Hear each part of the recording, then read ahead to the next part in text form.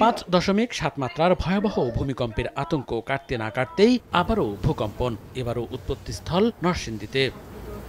শনিবার সকাল 10:36 হঠাৎই কেঁপে ওঠে পুরো এলাকা। ঘর থেকে বেরিয়ে আসেন অনেকে। মাত্রা কম হওয়ায় কোনো ক্ষয়ক্ষতি না হলেও পরপর দুদিন ভূকম্পনে আতঙ্কিত বাসিন্দারা। বিষয়টি নিশ্চিত করে আবহাওয়া অধিদপ্তর জানায়, নরসিংদীর পলাশে মৃদু এই ভূমিকম্পের মাত্রা ছিল 3.3। এটি শুক্রবারের ভূমিকম্পের আফটার শক।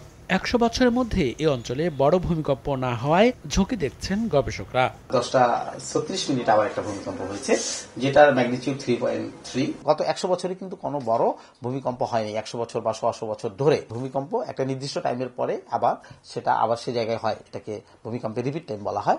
সেটা যদি আমরা বিচার করি, সেক্ষেত্রেও কিন্তু একটা বড় ভূমিকম্পের ঝুঁকি এই অঞ্চলে রয়ে গেছে। এর আগে শুক্রবার সকাল 10:38 নরসিংদীর মাধবদীতে 5.7 মাত্রার ভূমিকম্পে কেঁপে ওঠে সারা দেশ। এতে 10 জনের প্রাণহানি ও কয়েকশো মানুষ আহত হন। রাজধানী সহ দেশের বিভিন্ন স্থানে বহু ভবন হেলে পড়ার পাশাপাশি ফাটলও ধরে। মনিরুজ্জামান প্রান্ত, সময় সংবাদ।